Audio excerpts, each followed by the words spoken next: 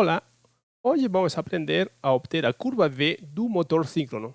Esta curva é muito importante porque através dela podemos ver em qual regime está trabalhando o motor síncrono, subexcitado, normalmente excitado e superexcitado. Lembrando que uma das aplicações do motor síncrono é compensar reativos, portanto ele tem que trabalhar superexcitado. Antes de continuar, quero relembrar a aula passada. Na aula passada, nós quisemos descobrir o que ocorre com o fator de potência quando aumentamos carga no eixo. Por exemplo, mantendo a corrente de campo constante, tanto que nem foi descrito a corrente de campo aqui. Então, para a corrente de campo constante, se eu colocar carga no eixo, o que ocorre com o fator de potência? Por exemplo, temos aqui uma carga, uma faixa, que está transportada no motor síncrono. Vou colocar aqui 2 cargas, 3 cargas, até 4 cargas, certo? Então, toda vez que eu colocar carga, o que ocorre com o fator de potência?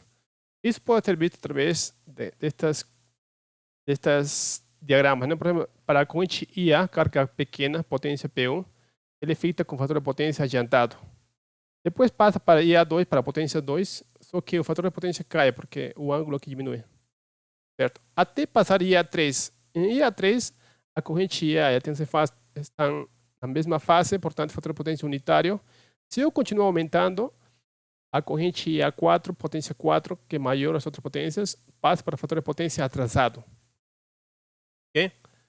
Então, a resposta. O que ocorre ao aumentar carga no eixo? Bom, quanto mais carga no eixo, fica menos capacitivos. Isso foi a conclusão. Okay. Se eu quero, portanto, que a máquina trabalhe para compensar reativos, ele tem que trabalhar com fator de potência adiantado. Então, eu tenho que colocar a mínima carga possível sem carga, para que ele trabalhe adiantado, certo? Na aula de hoje vamos ver o que ocorre com o fator de potência ao alterar a corrente de campo, mantendo a potência no eixo constante. Bom, nós temos novamente aqui o motor síncrono, porém, nós temos aqui o circuito de campo agora está sendo representado. Eu quero fazer agora aumentando a corrente de campo.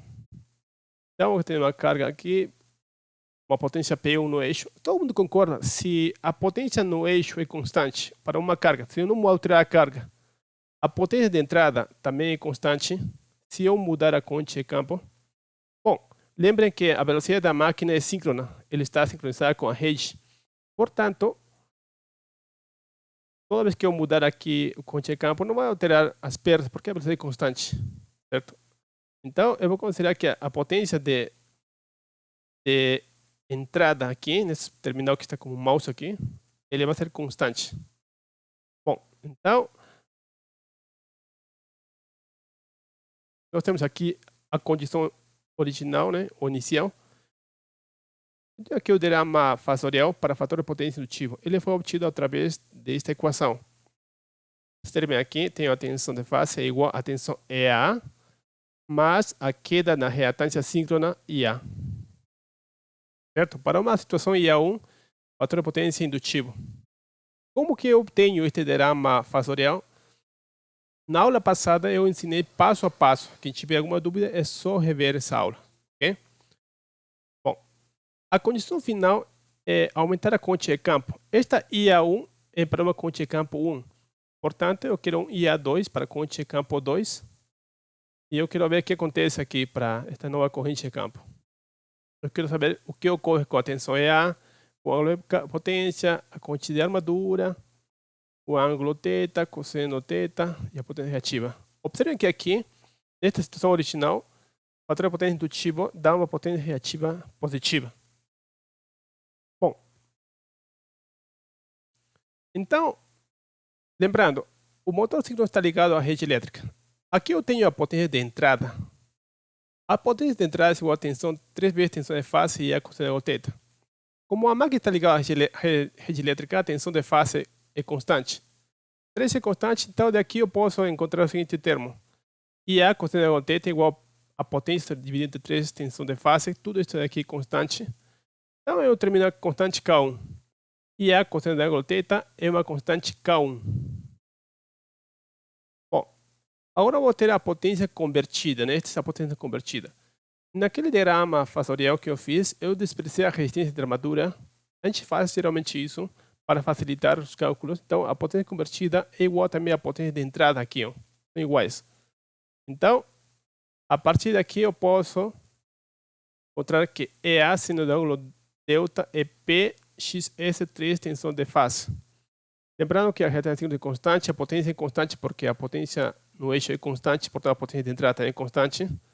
A tensão de face é constante porque está ligada à rede elétrica. Então, isso é como uma constante K2. E aqui tem uma segunda restrição. Okay? Estas duas restrições me formam dois lugares geométricos, ou seja, a corrente IA com seno do ângulo θ tem que ser constante para toda alteração que eu fizer. Por outro lado, a potência reativa de entrada é 3 vezes tensão de face IA seno do ângulo θ. Então, a partir daqui, lembrando que a tensão é constante, eu posso mais ou menos encontrar uma relação que fala assim: a potência reativa é proporcional a IA seno. Ok? Então, tenho as duas restrições e esta outra relação. Bom, então está aqui novamente o diagrama original para fator de potência atrasado, IA1, θ1, delta1.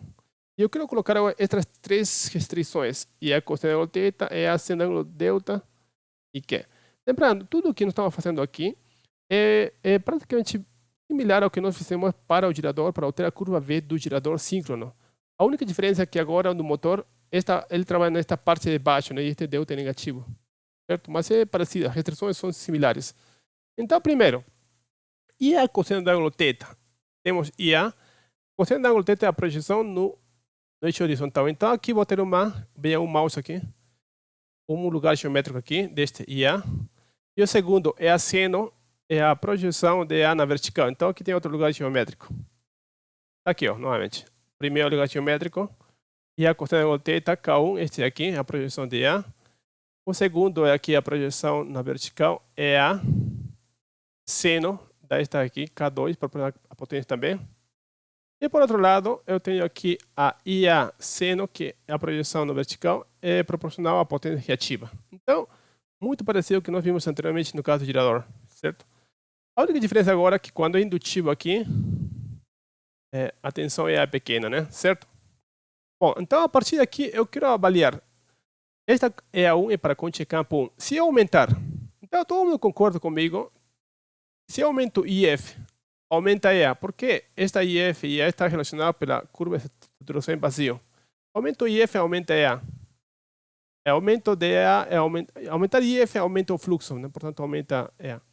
Então, observe que ele vai passar a este ponto aqui, ó, um pouquinho mais aqui, ó. Certo? Aqui eu vou fechar novamente o diagrama fasorial e fazer todos os cálculos como eu já fiz anteriormente. Porém, eu vou passar assim, na medida que vou aumentando, todo mundo concorda que vai chegar a um ponto aqui, neste lugar aqui, ó, certo? Eu vou trabalhar direto nesse ponto, que é o valor concorrente de armadura mínima. Toda vez que eu aumentar aqui, a corrente de armadura vai diminuindo. Vai diminuindo até chegar neste ponto. Então, chegou neste ponto em EA2 para a corrente de campo I2. Lembrando que IF2 é maior que IF1. Portanto, EA2 é maior que EA1. A corrente IA ele vai diminuindo até chegar neste ponto. Portanto, IA1 está aqui. Vai diminuindo até chegar neste ponto aqui, que seria a corrente mínima, corresponde para fator de potência unitário. Certo? Então, condição inicial, IF1 indutivo, condição final, IF2 maior que IF1. Observe que eu fiz diretamente para isso, né? Às vezes, quando eu pedi para vocês fazerem para uma pequena alteração, vocês façam apenas uma pequena. Eu fiz aqui só para facilitar, não ter tantos gráficos, ok? Teria que estar mais próximo aqui, na verdade. Mas eu que fiz já para essa situação. Mas ok. Mas o importante é que o comportamento vai ser o mesmo. Então, o que acontece se IF2 é maior que IF1? Bom, vamos ver. O que acontece com a tensão EA? Bom, se IF2 é maior, EA1 é maior. Lógico, pela curva de saturação em vazio. O que acontece com o ângulo de potência? Observe que o ângulo de potência, ele passou de aqui para aqui, ele diminuiu. Então, o ângulo de potência diminuiu. O módulo, né? Porque são valores negativos. O que ocorre com a corrente de armadura? Bom, a corrente de armadura, toda vez que aumenta a corrente de campo, ele vai diminuindo, até chegar neste ponto. Então, ele diminui, certo? O que acontece com o ângulo θ? Bom, o ângulo θ vai se fechando até chegar a IA2, que é o ângulo θ0. Então, θ também diminui em módulo. O que acontece com o fator de potência? Se o ângulo diminui, o fator de potência aumenta até chegar a este ponto que é o fator de potência unitário. Então, o fator de potência aumenta. E finalmente, o que acontece acontece com a potência reativa? Ele vai diminuindo porque a projeção de A no vertical e A fica diminuindo. Então, ele diminui. Em outras palavras, está ficando menos capacitivo. Toda vez que eu aumento a corrente de campo, ele fica menos capacitivo. Perdão, menos indutivo. Ou mais capacitivo, tá bom? Então, ele ficou menos indutivo, que equivale a dizer mais capacitivo. Certo? Agora eu vou continuar aumentando. Já está o fator de potência resistível. Se eu continuar aumentando, né, para um IF3 maior IF2, o que acontece? Bom, ele vai passar pela linha verde que está aqui. E a partir daí vai começar a ser adiantado. A corrente IA vai estar adiantando a tensão de fase. E nessa situação que está na figura, observe que aqui IA3 vai dar isso aqui. Então, se eu quiser avaliar, EA continua aumentando porque eu aumentei IF3. O ângulo de carga continua diminuindo. A corrente de travadura ele começa a aumentar porque quando é resistivo é o mínimo. O ângulo θ começa a aumentar outra vez porque quando é resistivo também é o mínimo que é zero. O fator de potência começa a diminuir. E a potência reativa agora se torna negativa e começa a aumentar o fator de potência capacitivo. Certo? Beleza. Se eu quiser resumir, né? Então, para correntes de campo pequenos, a corrente de armadura é grande.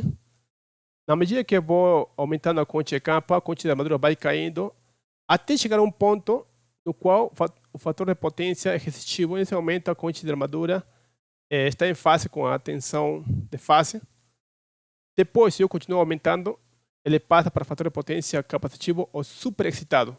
Lembrando que superexcitado significa a tensão interna é a projeção no eixo vertical deve ser maior a tensão de fase. No eixo horizontal, desculpe. Ok?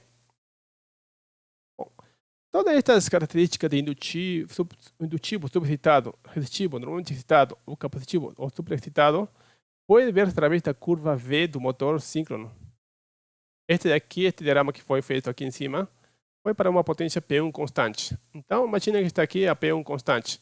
Então, para a corrente de campo baixo, é superexcitado. A corrente de armadura é grande, na medida que você vai aumentando, ele vai diminuindo até chegar a este ponto mínimo, certo? Depois, fica superexcitado. E aqui está o valor mínimo. Este valor mínimo é fator de potência resistivo, certo? Eu fiz para a potência P1 constante. Se eu fizer para uma outra potência constante, eu tenho a outra curva V. E este ponto mínimo vai se deslocando para a direita. Para uma potência 3, por exemplo, também tem outro valor mínimo.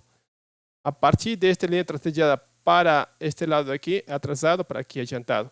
Se eu sei que uma das aplicações da máquina é compensar reativos, então eu tenho que trabalhar superexcitado, né? Para que trabalhe fator de potência adiantado. Esta aqui é a curva B do motor síncrono. É muito parecido à curva V do giroscópio síncrono, com a única diferença que quando é superexcitado, ele é fator de potência adiantado. No caso do girador síncrono, é diferente.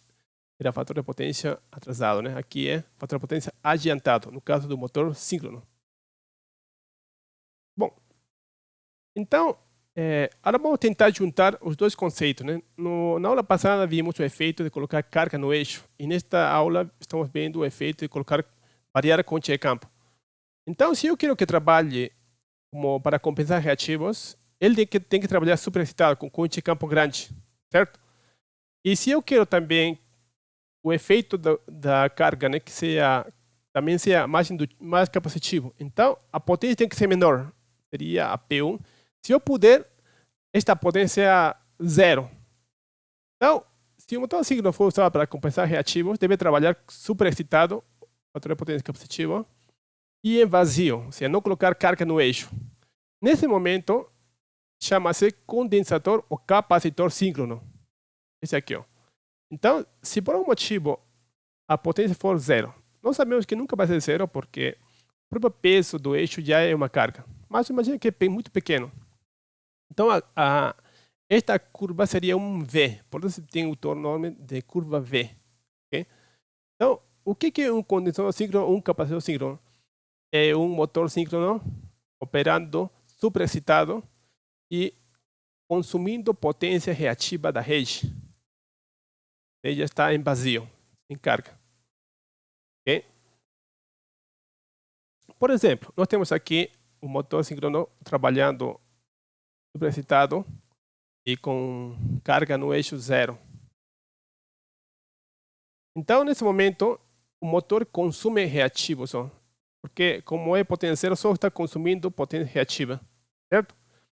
Este efeito de consumir equivale, eu vou mudar aqui esta seta que estava entrando, que é consumir, a injetar. Só que ao injetar, mudo aqui, mudo também a potência, o sinal da potência reativa. Então, equivale a gerar Q positivo. É só uma nomenclatura, a mesma coisa. Então, consumir Q negativo se equivale a gerar Q positivo. Em outras palavras, o motor síncrono se comporta como um gerador de potência reativa. Por isso que é útil para compensar reativos. Bom, nós temos aqui uma figura de um motor síncrono. Temos aqui o motor síncrono, por exemplo, aqui, trifásico. Observe que o eixo não é colocar nada, está totalmente vedado aqui, justamente para que trabalhe vazio. Comporta somente para compensar reativos da rede. Bom, exemplo 1. Nós temos aqui um exemplo, vamos fazer esse exemplo. Okay. Está aqui enunciado no exemplo. Falou motor síncrono de 108 volts, 45 HPs, né? 0,8 adiantado, ligado em delta, reatância síncrona está aqui. Pela transmissão está aqui, pelo núcleo, tal. A 60 Hz, a máquina alimenta 15 HPs na carga, né? Com fator de potência 0,85 atrasado. A quantia de campo IF nessas condições é 4 amperes. Peixe, desenhar o diagrama fatorial. Inicial e mostrar EA e A. E depois, no item B, foi aumentado o fluxo em 25%. Aí pede fazer as questões. Vamos lá. Primeiro passo, os dados. Tá? Aqui estão os dados. Os dados são os dados de placa do motor síncrono. E a operação, ele fala que, embora os dados de placa falam que é 0,8 adiantado, a operação é 0,85 atrás. O que importa é este aqui, né? O que está operando. A potência de saída é 15 HPs e a quantia de campo para essa situação é 4 amperes. Bom, está aqui outra vez a situação. Bom, a situação que nós temos, a potência de entrada, neste lado aqui, é raiz de 3 tensão de linha com ângulo θ. Ou também, e a partir daqui eu posso encontrar corrente de linha. Certo? Só que eu não tenho a potência de entrada. A potência de entrada é igual a potência de saída mais a potência mecânica, mais a potência das as perdas mecânicas, as perdas da transmissão, as perdas no cobre. Como a resistência real foi expressada, a perda no cobre é 0. A potência de saída está aqui, ó, na operação 15 HPs. Eu vou transformar em watts, e transformar através deste fator 0,746 kW HPs, e encontro a potência de entrada, certo? Então, tem a potência de entrada, posso encontrar a corrente de linha aqui, ó. Sabendo que o fator de potência é 0,85, né? Eu vou aplicar esta equação aqui. Esta equação é uma pequena variação, né? Eu estou usando aqui agora a tensão de fase, que também seria outra forma, né? A corrente de armadura é potência de entrada, 3 vezes tensão de fase, considerando ângulo θ. Ou também posso usar a raiz de 3. Neste caso, eu estou usando a tensão de fase, então é a mesma coisa. Bom, substituindo dá 25,8 amperes. Só que esta ainda, a corrente de armadura, esta é a corrente de armadura de fase. Claro, a corrente de armadura, né? O outro é a corrente de linha, certo? E este é apenas um módulo. O que eu quero agora é obter o ângulo. Bom, como o problema fala que o fator de potência é 0,85 atrasado, né? A tensão de fase é minha referência. Está em delta. Se a tensão de fase está em ângulo 0, o arco cosseno de 0,85 vai me dar o ângulo de IA. Esse ângulo dá 31,8, arco cosseno de 0,85. Como fala que está atrasado, então, aqui é IA negativo. Aqui está errado. Então, aqui falta colocar negativo. Você vai corrigir agora. Vou dar rapidinho aqui um sinalzinho só para que fique gordo. É aqui. Bom.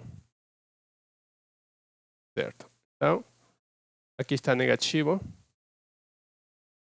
Okay. Bom, como está ligado em delta, a tensão de fase igual a tensão de linha. Eu tenho isso aqui. A tensão EA igual a tensão de fase menos IA XSJ. Substituindo, aqui está certo, a corrente é com negativo porque está atrasado, né? Certo? Aqui é a corrigir. E a tensão interna é 182, ângulo menos 17,5. EA tinha que ser negativo aqui porque é motor, certo? Então está certo o meu cálculo. Bom, Aí o item B fala, se o fluxo for aumentado em 25%. Bom, se o fluxo aumentar, lembrando que EA, K, fluxo ômega. Aumentando o fluxo, aumenta EA na mesma proporção. Então, quanto que era EA? O EA era 182 em módulo. Então, se aumentar o fluxo, vai aumentar EA apenas o módulo. Então, EA2 em módulo é 1,25, EA1 vai ficar 227,5 volts. Apenas o módulo, né? O ângulo delta eu não conheço. Bom, como eu sei que a máquina está ligada à rede elétrica, e também eu sei que a potência no eixo é constante, então a potência convertida e a potência saída, a potência de entrada são constantes. Portanto, aquela restrição de EA seno tem que ser respeitada, né? Então aqui, EA seno do ângulo delta 1 é igual a EA2 seno do ângulo delta 2 é igual a K2 é constante. Então esta relação tem que ser constante do eixo geométrico, porque a potência do eixo é constante. Observe aqui, o EA1 e EA2 eu conheço, né? Está aqui ó, o módulo. Delta 1 conheço do caso anterior, do item A, e delta 2 não conheço. Então a partir daqui eu posso encontrar delta 2. Como? Delta 2 é arcosseno de EA1 sobre EA2 sobre seno delta 1. E a partir daqui eu encontro delta 2. Substituindo EA1 182 que está aqui, EA2 227 está aqui, e seno do ângulo delta 1 menos 17,5, eu encontro aqui delta 2 menos 13,2. Então eu encontrei delta 2 de EA2. Agora, então eu posso agora obter a corrente nova, né? Após o aumento de 25%, como sendo tensão de fase menos EA2, porque eu conheço o módulo e o ângulo, e este JXS é conhecido. Então, substituindo aqui, ó, aqui está EA2, ângulo delta 2, que eu calculei anteriormente, e vai dar uma corrente EA2 22,5, ângulo menos 13,2 graus. Observe que EA2 agora é negativo. Ok?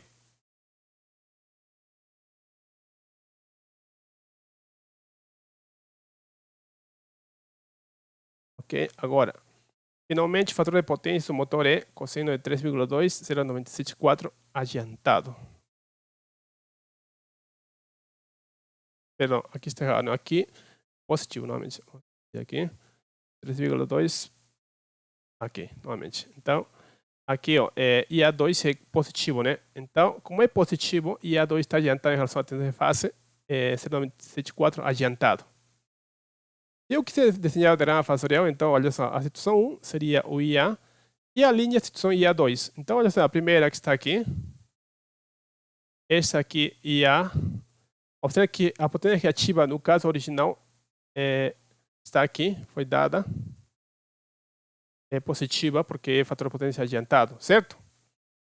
Para a situação 2, tem a linha, né, que é 1,25, é o módulo desse aqui que deu 227, ângulo menos 3,9, tá aqui. Só que agora IA fica aqui em cima, tanto que o ângulo θ fica positivo, né? Eu corrigi lá que tinha colocado de forma errada. Só que agora a potência reativa, linha, fica positivo. Então passou daqui a aqui, aumentando 25%, ele passou indutivo para capacitivo. Bom, finalmente, vou deixar um problema proposto. O problema é parecido. Agora, só que a máquina está ligada em estrela, está aqui enunciado. Muito parecido. Eu só estou mudando algumas variáveis aqui. A potência, a retenção síncrona, as perdas são iguais, 1,5 perdas por núcleo, 1 kW. A potência no eixo é 15 HP, esse fator de potência 85 atrasado. A corrente de campo é condições de 4 amperes, ok? Então eu penso a esboçar a diagrama fasorial, no caso original aqui, no caso inicial. E no item B, isso é importante, né? Eu penso que qual que é a porcentagem que deve ser aumentada o fluxo a fim de que a corrente de armadura seja mínimo. Então, quanto deve aumentar o mínimo o fluxo para que a corrente de armadura seja mínimo? Lembrem, né? Existe uma situação que a corrente IA é mínima. Quando? Exatamente, quando está normalmente excitado. Então, o fator de potência unitário. Pronto, então, aqui está praticamente a resposta. Encontrem quanto que valia agora, mas o fator de potência é unitário.